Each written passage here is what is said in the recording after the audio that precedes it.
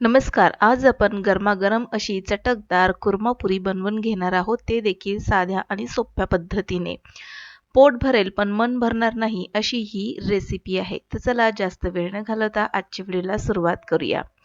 कुर्मा बनवण्यासाठी इथे मी फ्लावर, गाजर, सोबतच बटाटा, वाटाणे आणि थोडीशी बारीक चिरलेली फरसबी घेतलेली आहे आणि त्याला आपल्याला छान असं स्वच्छ धुवून घ्यायचंय. कढईमध्ये 2 चमचे तेलामध्ये दालचिनी आणि थोडंसं जिरं घालून छान असं तडतडू दिलं आणि चॉपरमध्ये बारीक चिरलेला मध्यम 2 आकाराचे कांदे आणि टोमॅटो यामध्ये घालून घेतलेले. थोडंसं रंग बदलेपर्यंत आपल्याला परतून घ्यायचंय. तोपर्यंत मिक्सरच्या भांड्यामध्ये 1.5 चमचा तीळ, 5 ते 7 काजू, सोबतच लसूण, आलं, कोथिंबीर आणि जर गरज वाटत असेल तर तुम्ही एखादी हिरवी मिरची घालू शकता. त्याची पेस्ट बनवून घ्यायची आहे. कांदा टोमॅटो छान असं परतण्यासाठी यामध्ये मी थोडंसं मीठ घातलं आणि तयार केलेलं जे वाटण होतं त्यामध्ये मी घालून घेतलेलं आहे आणि पुन्हा एकदा हा सर्व मसाला आपल्याला तेल सुटेपर्यंत परतून घ्यायचा आहे. आता यामध्ये मी घरगुती मसाला म्हणजे 2 चमचे तिखट घालून घेतलेले घरगुती मसाला. आता पुन्हा एकदा आपल्याला याला मिक्स करून घ्यायचं आहे आणि तेल सुटेपर्यंत हा मसाला छान असा खमंग परतून घ्यायचा आहे. मसाल्याने तेल सोडायला सुरुवात केलेली आहे. आता यामध्ये आपण धुवून चिरून घेतलेल्या या ज्या भाज्या होत्या या आपण सगळ्या घालून घेतलेल्या आहेत आणि पुन्हा एकदा याला व्यवस्थित मिक्स करून घ्यायचं आहे. एक वाफ काढून घ्यायची आहे याची. आता या भाज्या मी इतक्याच घातलेल्या आहेत. तुम्हाला जर आणखीन थोड्या वेगळ्या भाज्या घालायच्या असतील, जसं की मशरूम, त्याचप्रकारे शिमला मिरची, तर त्या देखील तुम्ही घालू शकता. मसाल्याचं थोडंसं पाणी घालून घेतलेलं आहे आणि 1 ग्लासभर पुन्हा पाणी घालून घेतले. थोडीशी कसुरी मेथी घालून घ्यायची आहे आणि पुन्हा एकदा मिक्स करून यावर झाकण ठेवून मंद आचेवरती याला शिजू द्यायचं.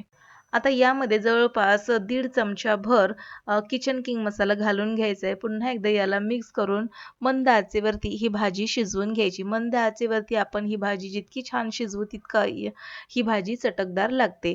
तर झाकण ठेवून घेतलेले, गॅस मंद केलेलं आहे आणि आता भाजी शिजल्यानंतर आपण पाहून घेणार आहोत. भाजी शिजलेली आहे आणि यामध्ये आता बारीक चिरलेली कोथिंबीर घालून घेतलेली आहे. भाजीची चव जर म्हणाल तर मस्त अशी चटकदार भाजी बनून तयार झालेली आहे. हॉटेलमध्ये किंवा ढाब्यावरती किंवा मग लग्न पंक्तीमध्ये जशी भाजी मिळते तशाच पद्धतीची भाजी आज आपण साध्या सोप्या पद्धतीने बनवून घेतलेली आहे. पुऱ्या बनवून घेणार आहोत. तर गव्हाच्या पिठामध्ये थोडंसं मीठ घालून कठीण असं हे पीठ मळून घेतलेलं आहे. थोडंसं घट्ट असं पीठ मळायचं म्हणजे तयार होणाऱ्या या ज्या पुऱ्या आहेत कमी तेल पितात आणि टम्म अशा फुगलेल्या राहतात. तर मोठी चपाती लाटून वाटीने मी अशा पद्धतीने पुऱ्या कट करून घेतलेल्या आहेत आणि तेल देखील गरम झालेलं आहे. गरम तेलामध्ये आता आपण या पुऱ्या सोडून घेणार आहोत. पुऱ्या तळण्यासाठी गॅस इथे मी मध्यम आचेवरती ठेवलेला आहे आणि आता यामध्ये मावतील इतक्या पुऱ्या घालून घ्यायच्या. जवळपास 2च पुऱ्या मी यामध्ये घातलेल्या आहेत आणि आता आपल्याला याला तळून घ्यायचे. पुऱ्या तेलामध्ये घातल्याबरोबर हलकं असं आपल्याला या झाऱ्याने दाबून घ्यायचे म्हणजे पुऱ्या या टम्म अशा फुगल्या जातात. आता या बघा मस्त सोनेरी रंगावरती तळून झालेले आहेत. याला आता आपण काढून घेणार आहोत. अशाच पद्धतीने मी सगळ्या पुऱ्या बनवून घेणार आहे.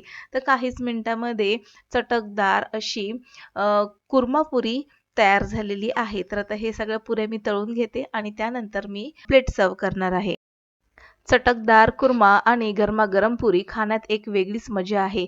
थोडंसं सॅलड म्हणून इथे मी टोमॅटो कट करून घेतलेले आहेत आणि यावरती आता भाजीवर मी थोडीशी कोथिंबीर घालून गरमागरम पुरी ठेवलेली आहे आणि थोडंसं गोड म्हणून यामध्ये मिठाईचा तुकडा ठेवलेला आहे.